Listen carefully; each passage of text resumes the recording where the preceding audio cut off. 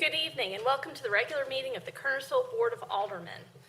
We'll begin tonight with an invocation by Pastor Jeff Barnes, Friends Church of Kernersville. Let's pray.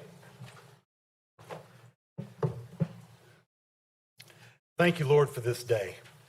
Thank you for feet to go on your behalf. Thank you for hands to serve others, and thank you for servants, folks who offer time and energy for the benefit of their neighbors. And Lord, bless all who are here tonight with a spirit of love and care for each other. Grant wisdom where it's needed, patience as needed, and understanding always, Lord. We appreciate it and we thank you. We'll be careful to give you all the honor and all the glory. In Jesus' name, amen. Amen. Please join me in the Pledge of Allegiance. I pledge allegiance to the flag of the United States of America and to the republic for which it stands, one nation, under God, indivisible, with liberty and justice for all. Thank you. You may be seated. Thank you, Pastor Barnes, for helping us out tonight. We appreciate it. Okay, we'll begin with speakers from the floor. This is an opportunity for someone to address the Board of Aldermen on an item that is not included in the agenda. Is there anyone who'd like to speak to the board from speakers from the floor tonight? Seeing none, we'll get right into the business of the town. The first item is presentation of the financial audit for the fiscal year ending June 30th, 2022.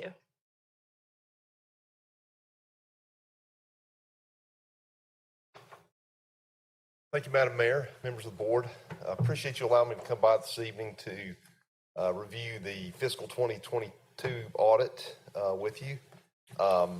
Just want to point out a few highlights of this year's audit and give you an opportunity to answer any questions you might have. So please feel free to interrupt me if you need clarification on anything. But as a result of this year's audit, we issued an unmodified or clean audit report.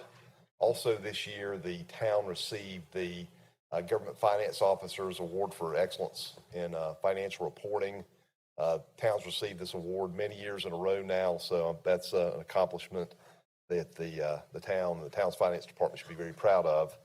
Overall, the town had a very strong year financially. General fund revenues were up substantially this year. Town saw an increase in general fund revenues of approximately $2 million or 5% over the prior year. A big part of this increase was due to increases in property tax revenues, which were driven by an increase in the valuation and the continued development of taxable property within the town of Kernersville. Sales and use taxes were also up strongly this year. The town saw an increase of $1.3 million in sales and use taxes. This was a combination of a strong and recovering economy and also a result of the state's efforts in collecting more online sales taxes. General fund expenditures for fiscal 2022 were down by about $1.1 million or 3% this year compared to fiscal 2021 expenditures. The decrease in these general fund expenditures was primarily due to expenditures being paid out of the ARPA Special Revenue Fund this year that otherwise would have been expended within the general fund. In total, approximately $3.9 million in ARPA funds were used to offset general fund expenditures this year. This was spread across several general fund categories, with public safety being the largest area of ARPA expenditures. So overall, general fund revenues for the year exceeded expenditures by $6.8 million, which resulted in an ending fund balance of $22.7 million in the general fund, of which $15.3 million was unassigned. Unassigned fund balance at the end of fiscal 22 amounted to 46% of general fund expenditures. As you know, the state requires a minimum of 8%, so you're well above that state minimum and well within the town's fund balance policy. So big picture overview of the fiscal year. Revenues were up primarily as a result of sales taxes and increased property tax revenues. and expenditures were down as a result of assistance from the ARPA funding this year. Just to give you a quick summary of outstanding debt that the town has at the end of the fiscal year, the only general obligation debt remaining is $825,000 of refunding bonds, which were issued in 2014 and which are scheduled to be paid in full during fiscal 2024. Also, the town had a outstanding balance on a revolving loan that was issued back in 2003 of $1.2 million, which is scheduled to be repaid in fiscal 2025. The largest area of debt for the town, of course, are just various installment financing, purchase agreements, and lease agreements. They amount to about $19.7 million at the end of the year. So town's total debt was just over $21 million at the end of the year, which represented just a small increase of $108,000 over the prior year. One significant difference this year in the town's financial statements was that the town was required to adopt a new accounting standard. It's referred to as GASB 87. You may have heard of it, but it's basically a standard that requires units of government to put leases, both leases receivable, leases payable, on your balance sheet. It didn't result in any changes to the town's fund balance, but complying with the standard was a pretty time-consuming, sort of tedious process for the town's finance staff, and did result in some delays in getting the audit issued this year. The final financial statement wasn't uploaded until December 13. So the local government commission considered this to be a financial performance indicator of concern. I don't know how significant an issue it really is, because this was a kind of a non-recurring issue. The town should not have any similar delays in future years, but that's probably an issue that you were aware of that required you to respond to the local government commission. But like I said, it shouldn't be a recurring issue to finalize the audit by October 31 in future years. In addition to the financial statement audit, we also were required to perform a state single audit over POW bill funding. As a result of that portion of the audit, we didn't identify any findings or question costs. We also performed a separate examination engagement over the ARPA funds. We were allowed to do that in lieu of a complete federal single audit. And again, we concluded that the town complied with all the requirements of this ARPA funding. So those were my only comments, and we'll be glad to answer any questions that you might have.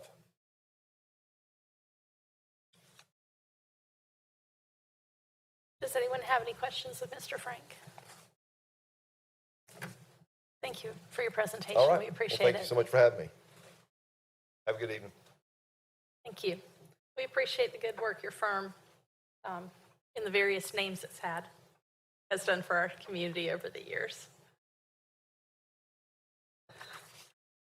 All right, we have consideration of a request by the Old Salem chapter of the Antique Automobile Club of America to hold downtown cruise-ins from June 2023 to October 2023.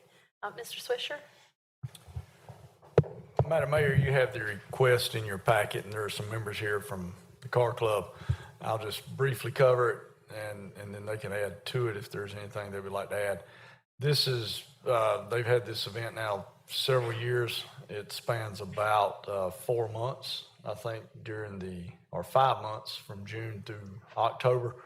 They have it on a Saturday from 4 to 7 p.m. Same setup that we've had before. We'll close, South Main from Harmon Lane to Mountain Street, leave Mountain Street open, and then close North Main from Mountain Street to the railroad tracks. They'll have the officers on duty as well.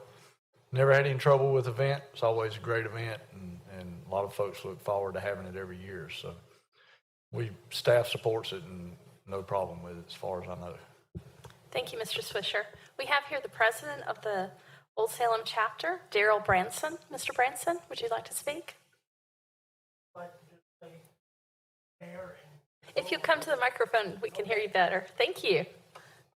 Just like to say to the mayor and to the board, we thank you so much for what you've done for us in the past, and the police department for allowing us to have it. We've seen a lot of new faces. We've seen a lot of new members come into the club here. We've heard from merchants that their business is doing better when we're there. And so I'd like to say thank you and just ask, if you'd grant us permission to have it again this year. Thank you. Thank you. All right, Curtis, what action do we need to take? You just need to approve the request to hold the events on the dates stipulated in the packet. And it's the dates we go for. If something comes up, we can bring it back to change it if they need to for some reason. Okay, do I have a motion? I'd like to make the motion that their request be approved. I have a motion by Alderman Penix. Second. I have a second by Alderman Gorham. All in favor, please signify by raising your right hand. It's unanimous. Thank you. We are looking forward to your first show in June. All right, item D is a consideration of an ordinance amending Chapter 4 of the Code of Ordinances to change the rear yard setback requirement for swimming pools.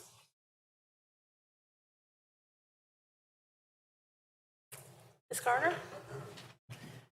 Good evening, Madam Mayor. So it is my understanding that many years ago, the UDO was updated to reflect a 10-foot setback to pools in rear yards, but the municipal code also had a similar language, and it stayed at 20 foot and was not updated to match. So that was discovered recently. So the request is to amend the municipal code to 10 foot to match that which we've been applying in the UDO.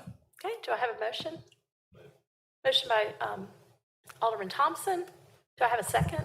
Second. Second by Mayor Pro Tem Apple. All those in favor? It's unanimous. All right, item E is consideration of ordinance amending the traffic schedules, amending traffic schedule 2 of Chapter 9 by adding certain streets to the schedule 25 mile per hour speed zone. Mr. Swisher? Madam Mayor and Board, you have in your packet the ordinance that we're requesting approval of. The streets that we are recommending to add to the list of streets where it's 25 miles per hour. This neighborhood is off Salisbury Street. As soon as you cross the bridge, turn right. It's that neighborhood back in there. It connects over to Century Park. The streets in there are Forest Drive, Hendricks Drive, Stafford Annex, Vista Way Drive, and Willow Oak Court. I think they're currently either 30 or 35. So trying to get the neighborhoods where it makes sense to match up to 25. This area is one that we would recommend 25 miles per hour in that area.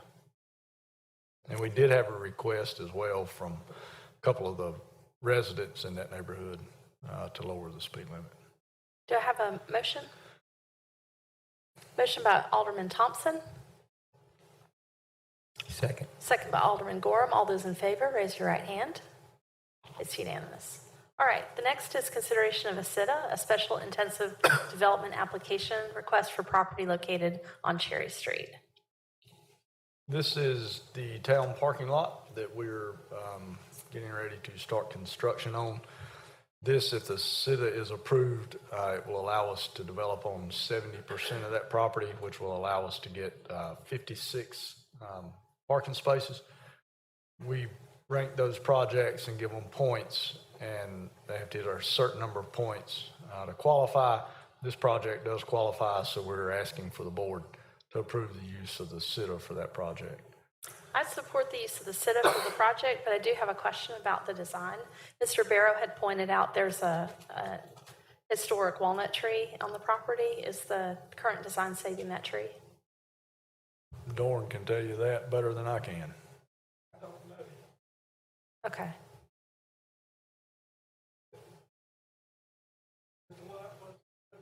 If you can come to the microphone, that would help.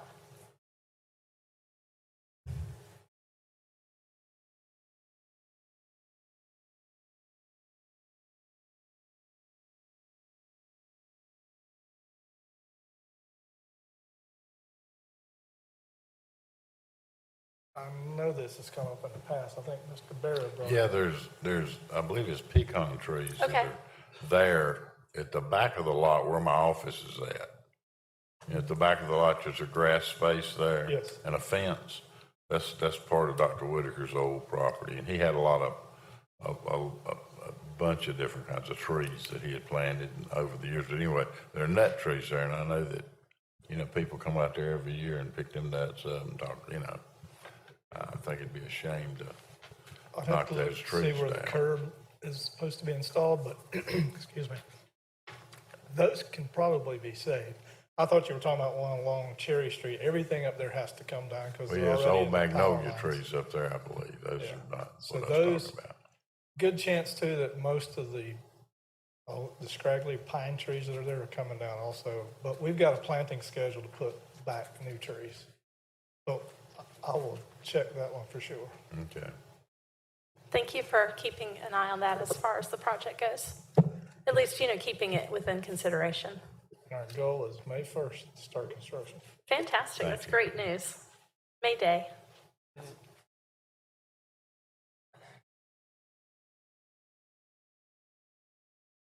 That'd be a different tradition, John, don't you think? Starting a new town project every May 1st.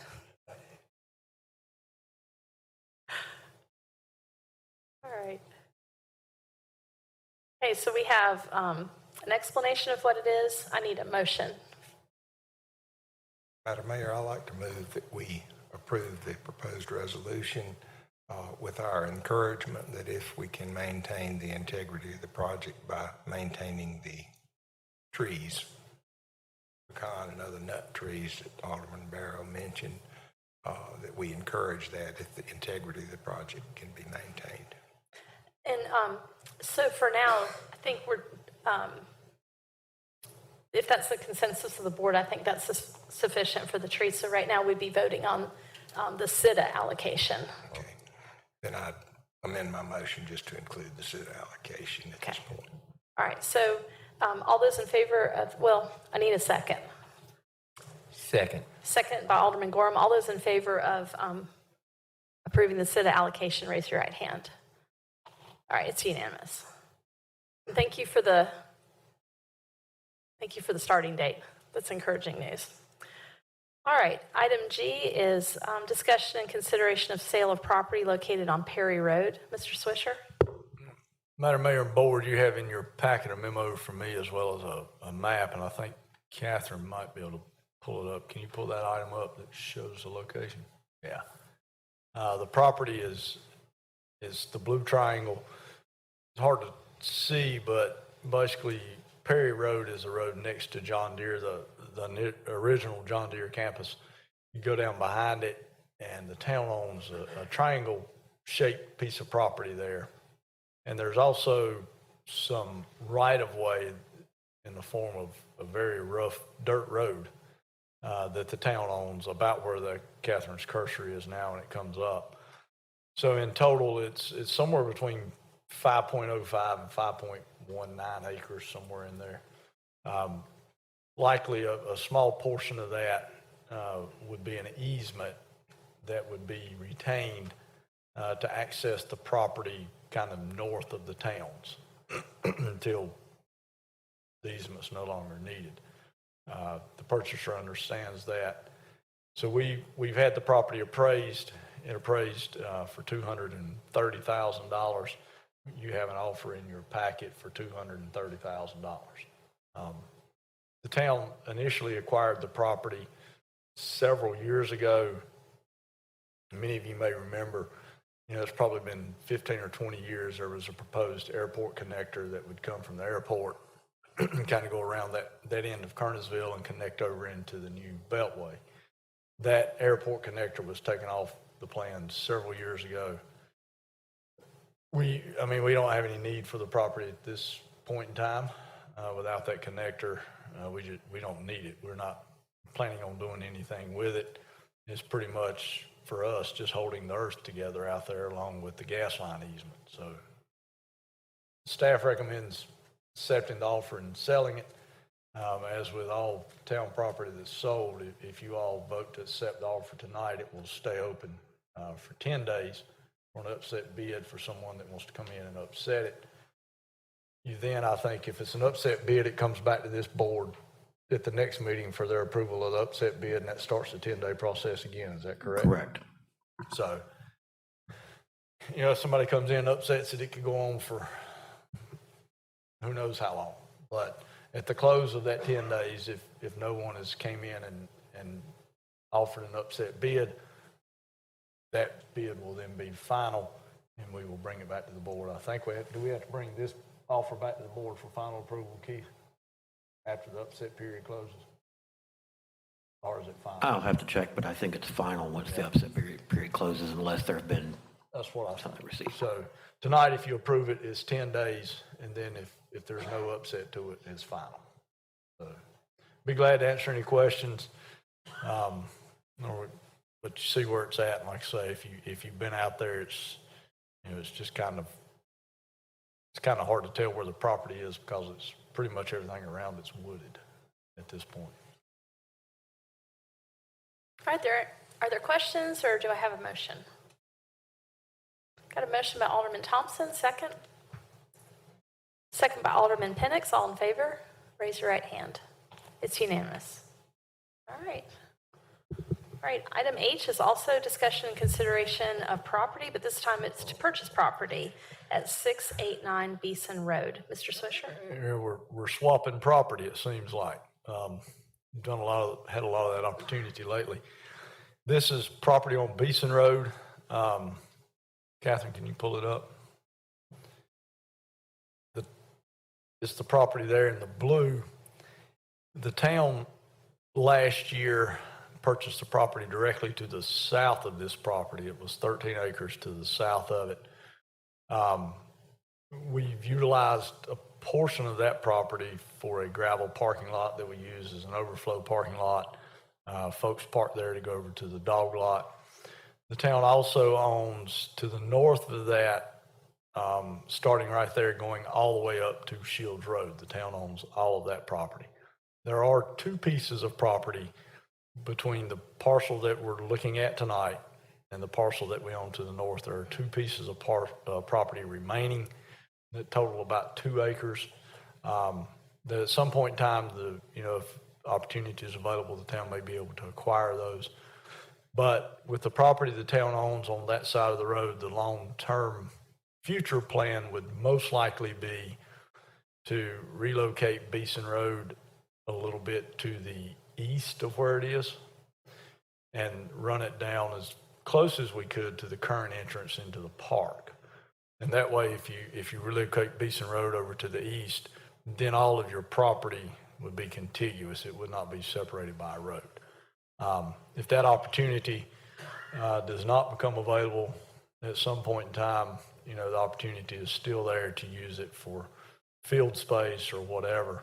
I think the part that we own to the north of this parcel is roughly 13 acres. This parcel that we're discussing tonight is 6 acres. Then we own 13 acres to the south of it. As you go south, there's 9 acres in between the parcel that we currently own and then another parcel that we currently own. So, which is probably available if the town desired to purchase it. So, we pretty much now we own everything on the west side of Beeson Road. And we're close on the east side, but, this parcel, at some point in the future, we could use it, like I say, for the road relocation, or if we chose not to do that and the board decided to use it for field space or whatever. But we've looked at it, it's 5 acres or 6 acres, appraised at $349,000. When we started negotiating with the folks that own it, they wanted right around $600,000 for it. I told them that good luck on selling it. They came back, they had it appraised at $349,000. They wanted $375,000 for it. I said, well, we're not likely to pay, roughly that much over, $26,000 over appraised value. So we went back and forth, and they've offered now to take the appraised value for it. My recommendation is for the town to move forward with the purchase of the property. Again, that will give us some opportunities in the future and wouldn't have to come back and possibly condemn the property if we needed it. So we wouldn't have any, well, I'll say we wouldn't. I mean, we might have, the property does have a house on it that's not in bad shape. It's just an older home. It's not in bad shape. It's a possibility that we might use that for some office space for some Parks and Rec staff that are currently down at the maintenance building. You know, interim, we might could use it for some office space or something, but don't have any real plans for it right now unless we use it for office space. It is flat. I mean, it's a flat piece of property. It has pretty heavily wooded with some pine trees. So, you know, if we needed parking, extra parking right away, we could go in and remove the trees, remove the house, and have some extra parking too. So there's a lot of opportunities with it that we can do just depending on what comes up.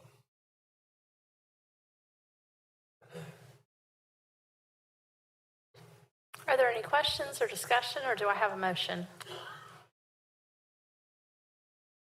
Madam Mayor, I move that we acquire the parcel talked about. Got a motion by Mayor Pro Tem Apple, Second. second by Alderman Thompson. All those in favor, please raise your right hand. It's unanimous. All right.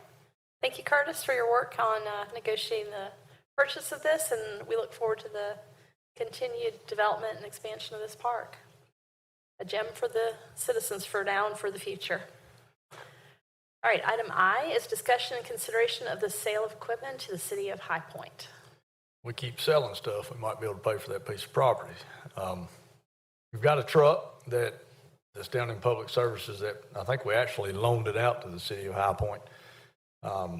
It's one of our trucks that we use. It's a front load truck down in public services. It's one of our older trucks.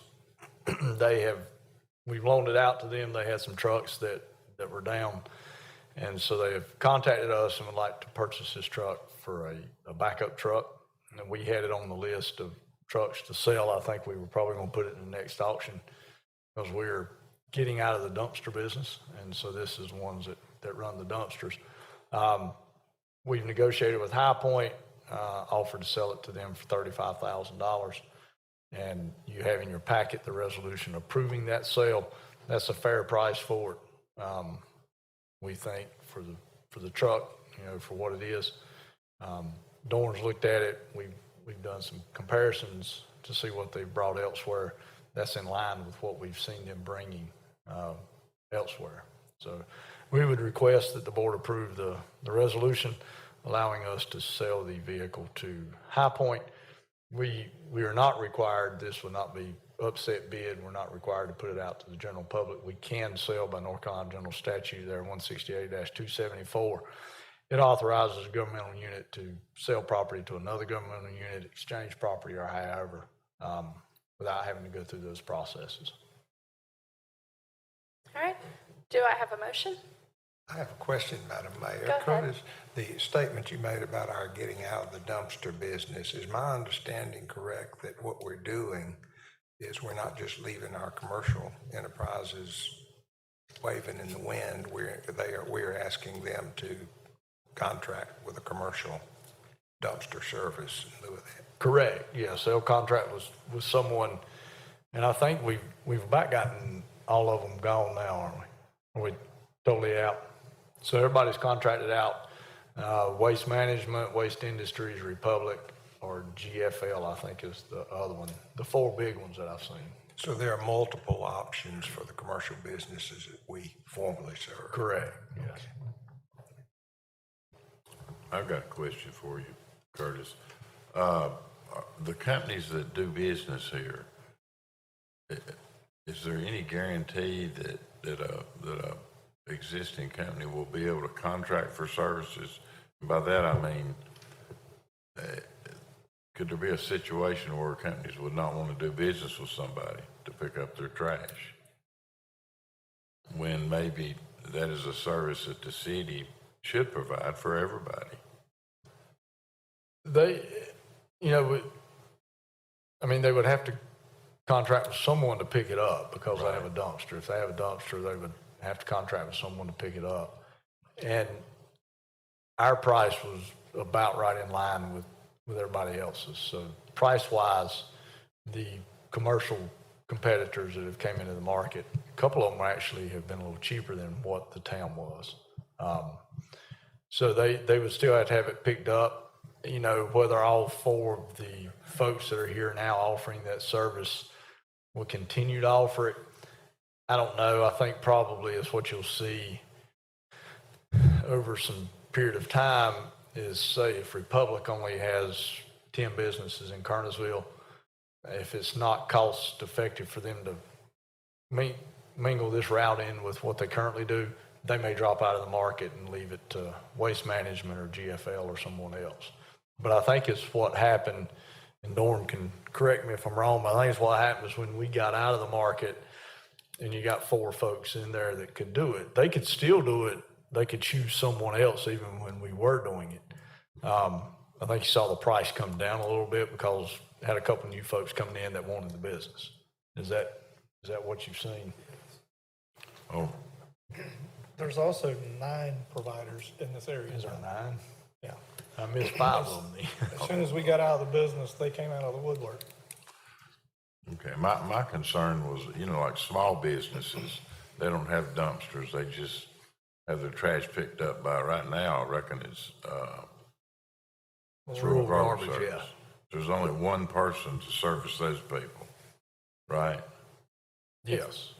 That is correct. And what does except- somebody do if rural garbage service doesn't want to do business with you for one reason That's or a another? good question. I'm sure that if there was a demand, there'd be another provider that would show up. There's other private haulers like rural garbage in Forsyth County. There are other options, they just don't serve us right now. But to answer your question, you know, that's a contractual agreement between that business and another business.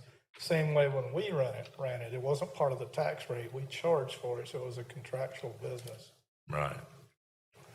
And I think it's what you'd see, John, is rural garbage was very willing to come in and pick that business up because when we stepped out of it, they were the only one doing it. So they got basically a whole nother route out of it. So I think as long as that stays strong and you've got enough businesses to justify going out and picking the route up, I think you'll continue to see that. And Dorn's correct. I think there's 4 or 5 others that contract with the county, isn't there? Don't they have it in 4 quadrants? I think there's 4. Yeah, so there's 4 other providers that serve similar to rural garbage, but they contract with the county to do the folks in the county. But Now, does rural garbage, does the town give them a permit to do this? no, So we don't have any leverage over their business. When most companies come in to do business with the town, usually the town has some kind of leverage over them. yeah, they didn't contract with the town. They contract Well, I directly know, with but by leverage, I mean they had to buy a permit to do that in the town of Kernersville. And if they got out of line one way or another, we would be able to go in and go, you know, you got to get square here or we're going to revoke your permit. Yeah, if you have a franchise agreement with the town or something. Yeah. Or a permit, a use permit. I think that'd be a good idea. Yeah, we could look into it. I don't know how that would work other than we could contract with them. We would charge the business and contract with them to pick it up. If we went that route, probably. I don't know that we could franchise them to be the franchise provider. Well, I was talking more about, use permit, like to do business, you have to have a permit, correct? We don't issue business permits. We only issue zoning permits. Can the town issue business permits? We could, but we would have to do it for every business in town, Yeah. which is a whole different story in and among itself. We used to do that and we quit doing it because it just wasn't a very good process. To put it Okay, we quit issuing them years ago, actually. Yeah, I had somebody tell me they was having a hard time with the rural garbage service Yeah, And, I've heard that. Rural Garbage Service is real quick to say, well, we'll just come pick up our cans, Yeah. not do business. And that leaves a business in Kernersville without somebody to pick up their trash. That's my concern. Yeah, and I've heard the same thing about rural garbage. I think they kind of go through some good folks and some bad folks. We would probably want to look at it from give them a franchise agreement to come into town, more so than a business permit. And we can look at that and see what it looks like. Like Spectrum has a franchise agreement and folks like that. That's what I'm talking about. Yeah, something down that line. we could probably look at it from that side and say, hey, if you're going to be the exclusive provider, then here's your franchise, this is what you have to do. Right. Then we'd have a little bit of leverage with them saying, hey, you violated your franchise agreement. Right. Yeah. That's what I'm looking for. Yeah, we can look at that and see. That'll take a little digging to see how that would work, because honestly, I don't know how it would work, but we can look into it and see if it's possible. Good deal. I'll follow up with you later on. Yeah. Thank you, Curtis. Yep. Madam Mayor, I have a question. If I'm a small business and I'm a new small business, and how do I go about finding out how to make arrangements with this one company or with others? Is the point of contact, Doran, is that you? They typically call us, yes. I can't say there's one standard way of doing it, but Right. we get most of those phone calls. Okay. I'm wondering if we could find out too, another possibility, if we could find out the others that are serving the, rural areas in Forsyth County, so that we could have, maybe more than one opportunity for them to enter into an arrangement. Looks like that might have some competition works. I think that's a good idea. I can have that list by Just the next consider meeting. that, and of course they could choose to say, no, we're not interested in doing the business, but at least we can give them some options that they can pursue if they want to. I'd like to make one comment about the commercial trucks themselves. You will still see some of our commercial trucks on the road in the future because we've chosen to service our own facilities. So we're keeping some equipment just to service ourselves. And there is one neighborhood in town, the Arboretum, when they were originally designed, it was, even in their townhomes, it was approved for dumpster service. So there's no other way to service them the way that place is built. So we will continue to provide garbage collection in the Arboretum through a dumpster service, but we do not charge them for it because it's part of their household, is part of the tax rate.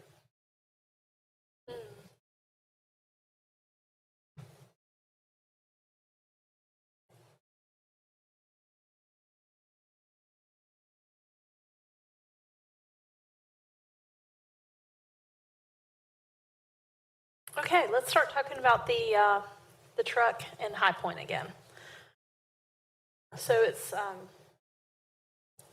the issue is whether we would like to sell the solid waste truck to the city of High Point. I do not believe we voted on this yet. No, we haven't. I'll make a motion. Got a motion by J.R. Gorham. Do I have a second? Second. Hear them all over. Second by Alderman Penix. All those in favor signify by raising your right hand. It's unanimous. It's good in case we need to borrow it, Doran.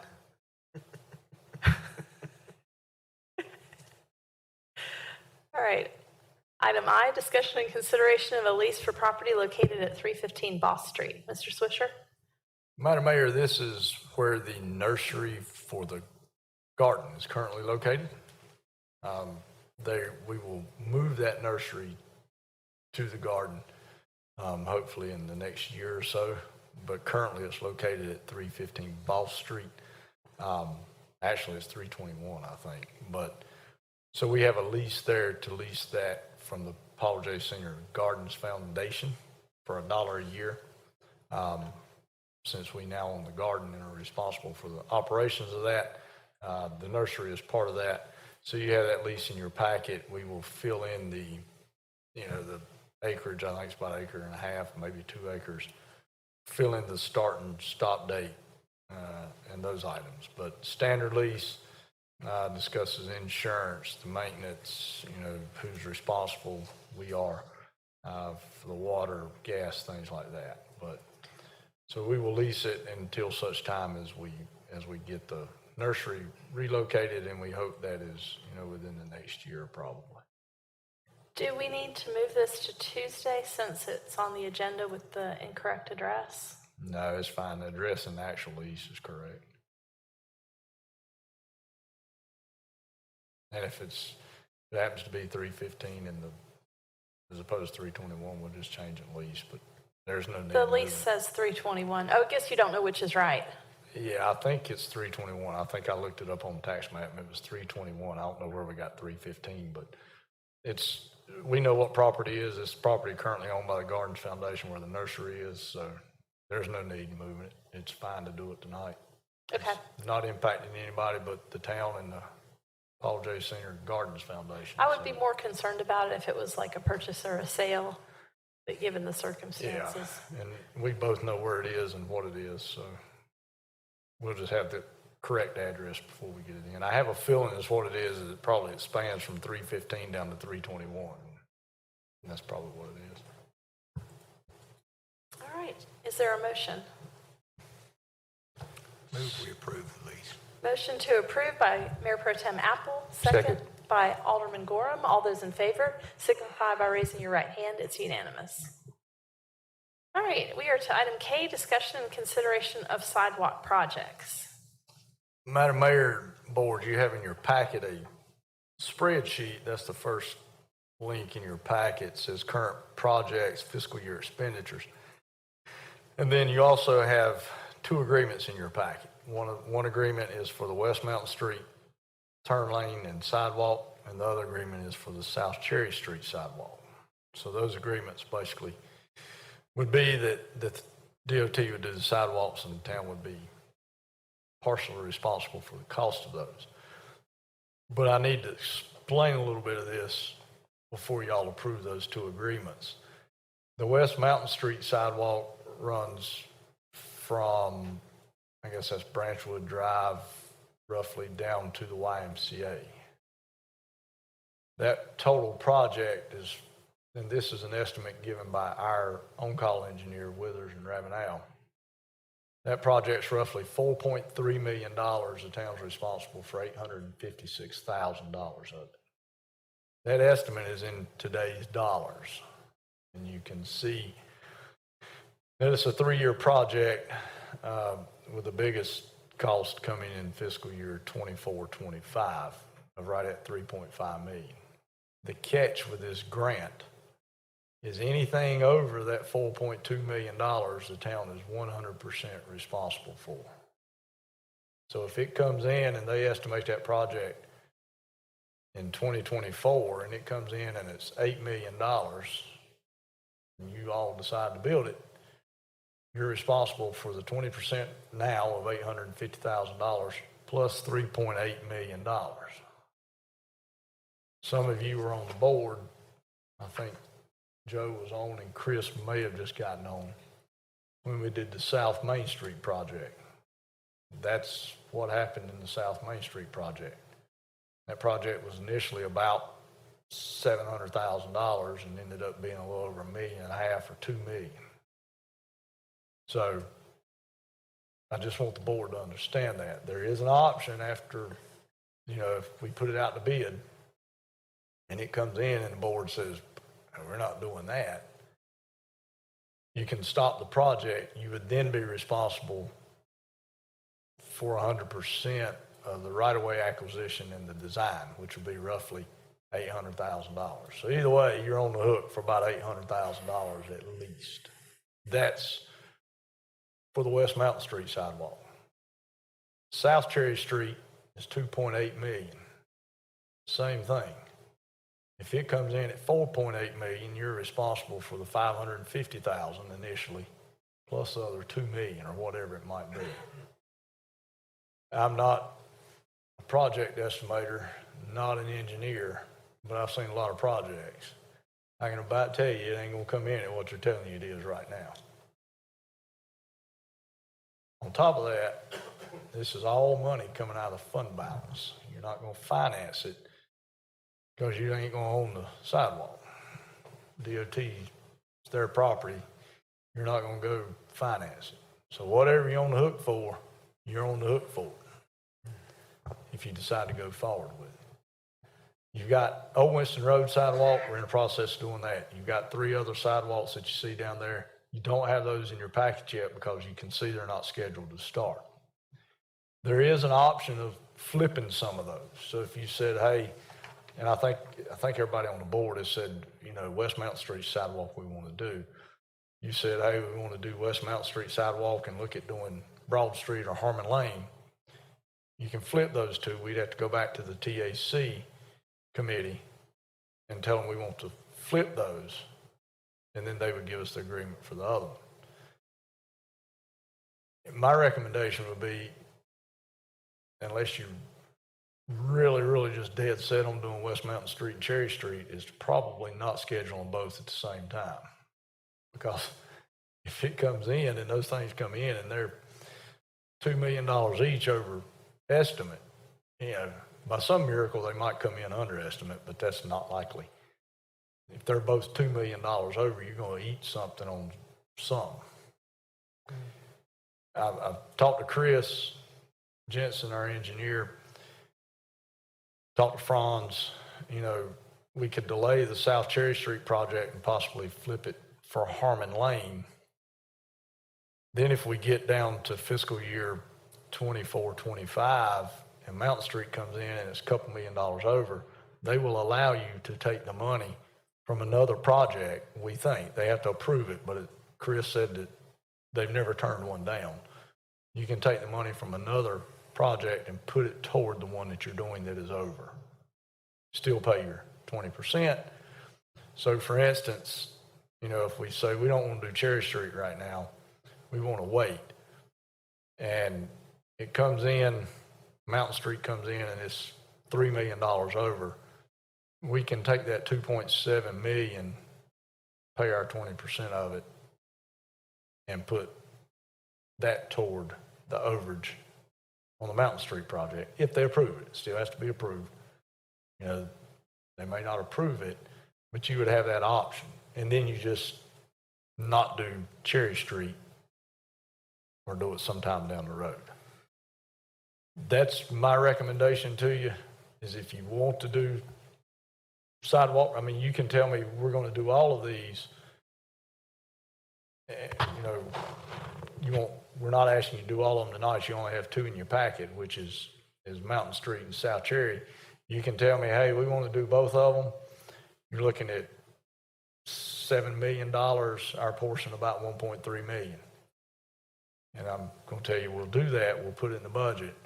But if it comes in at 11 million, you're on the hook for the 4 million plus the 1.3. And I'm also going to tell you, I'm not real sure where you're going to get the $4 million at without violating your fund balance policy. We've got about $7 million when everything shakes out in the fund balance. So if you got to go dig another 4 million out of it, or 2 million or whatever, we're going to be below our fund balance policy of 20%.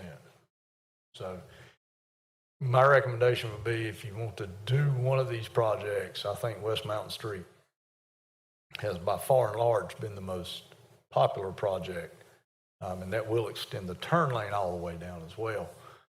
Going into the West Mountain Street project, Harmon Lane is probably a pretty good project to do, or Broad Street, because both of those lead down to the library.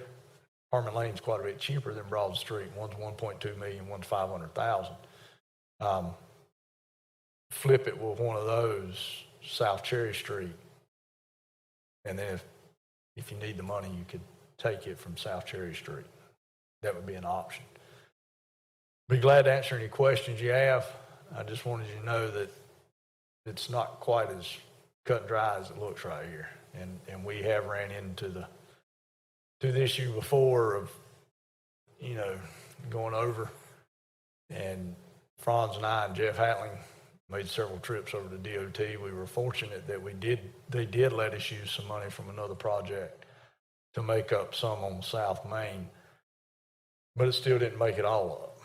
And I'm not saying it'll happen on these. These numbers might be dead on the money. We might come in and be dead on the money. I'm just wanting to tell you that that's a possibility, because I don't want to be sitting here 4 years from now explaining to you how it's $2 million more than we thought, and how the board has to appropriate another couple $1 million.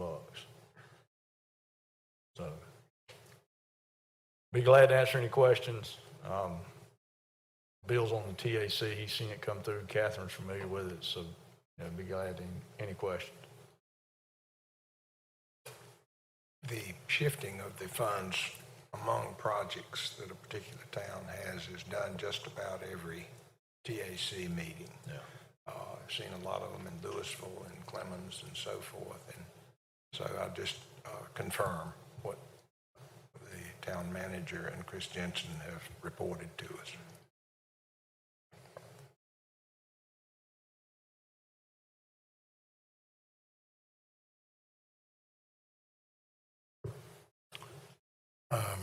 Curtis, the whole sidewalk thing, that's one of the things that I think is important that a town has to do.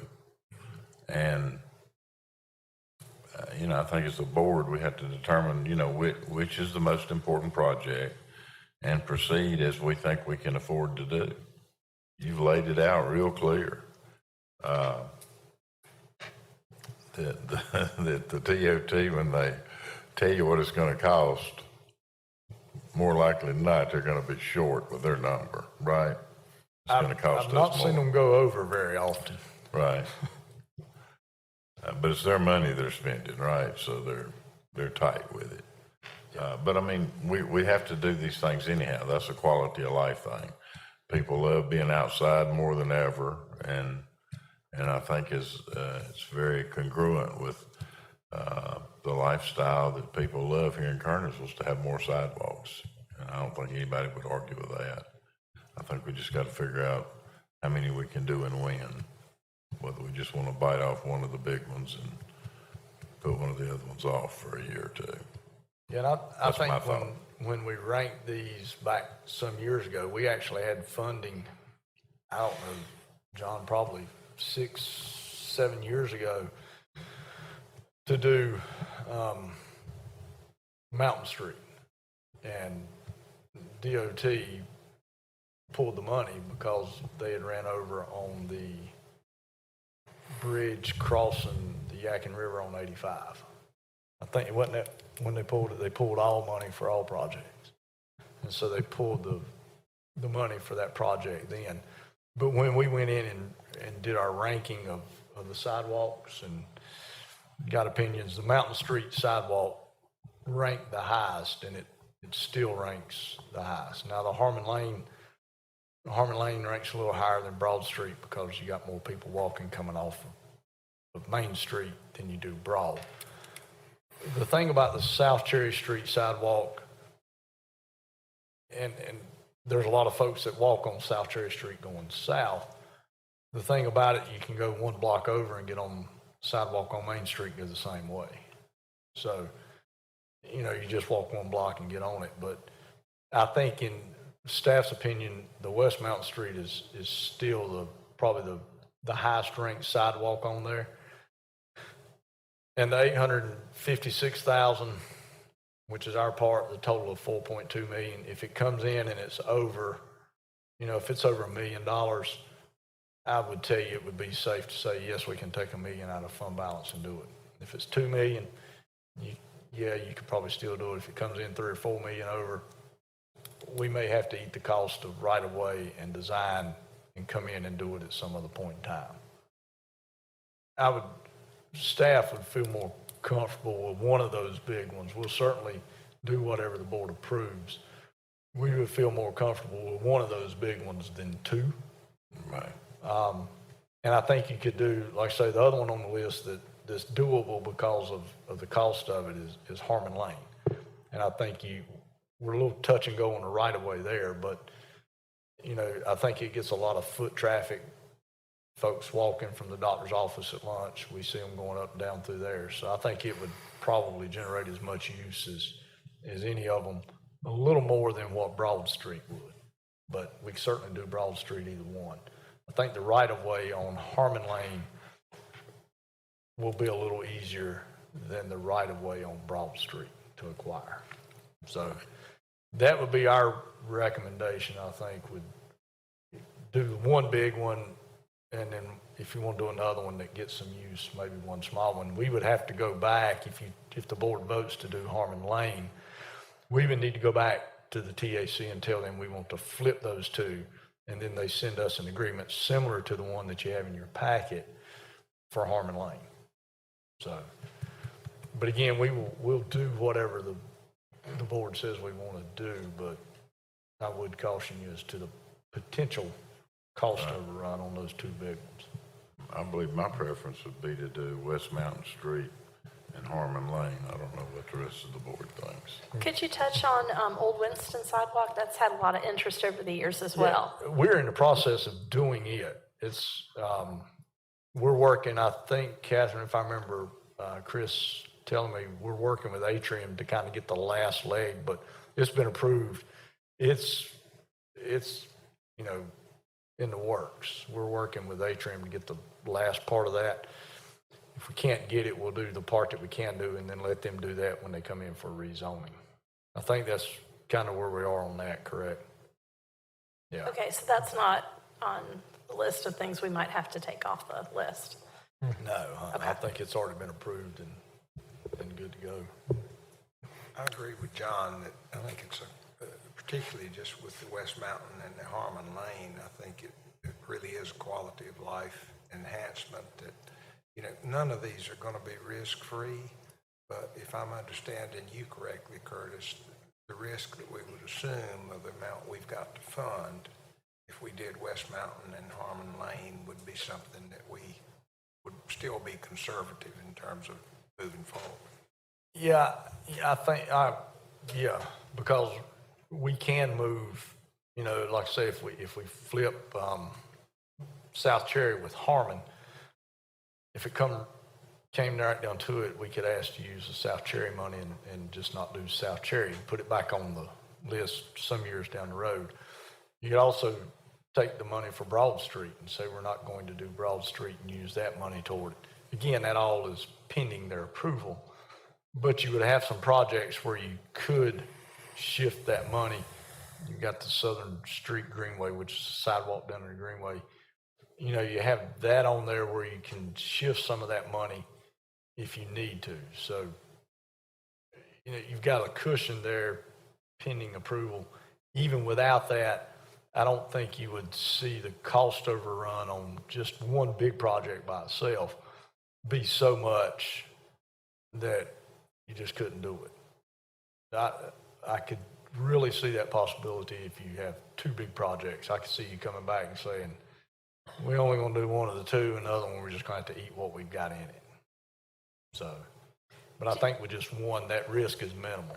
Can we put up a map that would show us where this turn lane would extend to and whether the sidewalk's on one side or both sides and where it would run? I don't have a map, but it's on one side. It's on the YMCA side.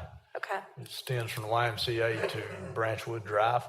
And the turn lane, my understanding is, it extends from where it currently is all the way back to the Y. Is that correct? Yeah. Curtis, what was the criteria that y'all used to prioritize these projects? The first one obviously is the foot traffic, bike traffic in the area, how much use it gets, the actual traffic volume on the road. You know, because if you got a large traffic volume on the sidewalk, but you got a lot of use, you got folks out on the road. That's a couple. Also, I think they consider probably, Dawn, Catherine, help me out, the accessibility of right-of-way, what the right-of-way would, how it would impact the houses that are there, things like that. And so they rank them based on that. And then I think back initially, JR, I think we had citizen comments as well as to where they would, you know, where they would like to see sidewalks. And that was one of the big ones. I think we gave, you know, maybe like 10 options and said, here's what we're looking at. It was initially done by the Pedestrian and Sidewalk Committee years ago, probably 10, 12 years ago. And they gave them some different options and said, you know, these options rank these sidewalks, and West Mountain Street at the time was the highest. They also go out and look for what they call goat paths, footpaths, to see where the traffic is heavy, where there is no sidewalk. And that was one. West Mountain Street was one of them. Yeah, I don't know that you necessarily see a lot of folks like leaving the Y going to the park or vice versa, but you see a lot of bike traffic on the road. And it amazes me we've not had some of them get run over already. So they just look at the use pattern overall and some other things. Okay. I'd make a motion at this time. Hang on, got one question. Oh. On Harmon, where would the sidewalk be? On Harmon, it would be on if you turn off Main Street and you go down Harmon, it'd be on the left side. And are we going to make the road more narrow and put the sidewalk there, or go into the yards there in the right of way? We think there appears to be enough right of way to do a 6-foot sidewalk there and not have to touch the road. Okay. Go ahead. Yeah, I'd make a motion at this time that we do the sidewalk on West Mountain Street and the sidewalk on Harmon Lane, I second that and motion. direct you to get the state to change them around. And if you will, the specific agreement for West Mountain Street is TIP project HL0015. If you will also include in your motion to approve that agreement. Do you want a separate vote on that? No, he can just include it in the motion where he made the motion to do West Mountain Street and Harmon Lane, and just add to it and approve the actual agreement for HL0015. And, okay, I'll make that motion again, that we adopt agree to do the West Mountain Street and Harmon Lane, and specifically the agreement HL0015. Yes. Is that correct? I'd accept that as part of my second as well, Madam Mayor. Okay, I have a motion and a second. All those in favor, raise your right hand. It's unanimous. Can I make a quick comment, Mayor Morgan? Go ahead, Mr. Thompson. I'd like just to make a comment about us being cognizant of Food Line moving to the new location they're moving to, and not having a grocery store where all these citizens are walking to Food Line now, and how they're going to get down to the next Food Line, because there's not going to be a grocery store, and a lot of people walk to this grocery store in that area. So I know that we may be a few months out, but I think we need to be paying attention to how they're going to get from around that area all the way down to that Food Line. That's, I don't know, it's a mile. Yeah. So I guess I just would like to make sure that we're keeping an eye on that, because it's going to be a safety issue for one. That's a good I want to make point. sure that they're able to get down there. Yeah, Safe- because the safely. sidewalk doesn't pick up until you get to the sheets. So you've got that stretch there between Food Line where it is all the way to the It's sheets. hit or miss all the way down that road on the right Yeah. side. So I just like to make sure we're paying attention to that as that Food Line gets finished and that grocery store is closed around them. Yeah. We will. We'll look on that, and it may be that, you know, the next call for projects, we list that one, you can list it as the top project in the next call or something. I don't know how often they do the call for projects or when they did the last one, but certainly I would say with the Food Line relocating, you're correct. There will be a lot of foot traffic down through there. Fortunately, on the right-hand side of the road as you're going north, there's a pretty good grass strip. Unfortunately, when it rains, it fills with water, so it's not real convenient to walk through there when it's wet. But it, and you know, you get to Sheets and you got a sidewalk all the way to the church, and then from the church down, there's not one. So kind of broken up. But we will look at that definitely keep eye on it and then submit it maybe with the next call for projects. Thank you. Curtis, quick question for clarification. The change in the rankings, that request will go to the MPO, is that correct? That's correct. We will send back, the process will be, we'll send back the agreement for West Mountain Street. And then we will ask them at the TAC meeting to approve the change in years of doing the projects. So we would move Harmon Lane up to this current fiscal year and move South Cherry Street back to the place of Harmon Lane. If they agree to that, they will then send an agreement similar to the one that you approved tonight for West Mountain Street. We will put it on the agenda for approval.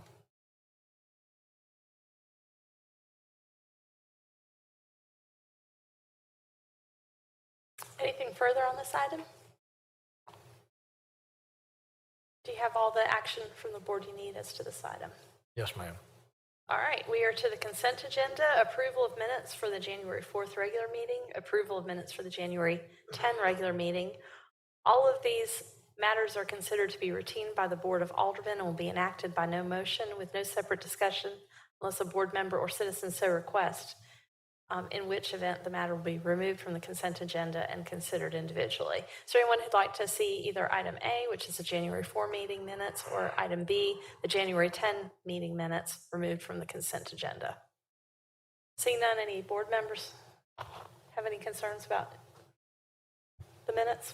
All right, do I have a motion to approve the consent agenda? So moved. Motion by Alderman Thompson, Second. second by Alderman Gorham. All those in favor? It's unanimous. All right, items removed from the consent agenda. There were none. And then now the briefing on the February 7 meeting agenda items. We have several items to be covered by the Community Development Department. So I'll ask Ms. Garner to present those. Thank you, Madam Mayor. The first one is the annexation hearing for the 1.5 acre parcel that's been acquired by Windsor Homes and David Michaels for the Atkins Farm rezoning. That is the subsequent case. So with the annexation, then we need to assign it a Kernersville Development Plan designation and then rezone it. You'll notice that the rezoning is from Forsyth County Ag and Kernersville RS7C to all of Kernersville, all RS7C. We're readopting the site plan since they're adding the 1.5 acres. They're able to redo the site plan, so we'll be readopting that. So not much has changed. They have acquired, or they're able to add a few extra lots with that extra acre, and they were able to realign the entrance along Watkins Ford Road, so it was more straightened out. But that is the case for Atkins Farm from annexation to rezoning. Thank you. Any questions?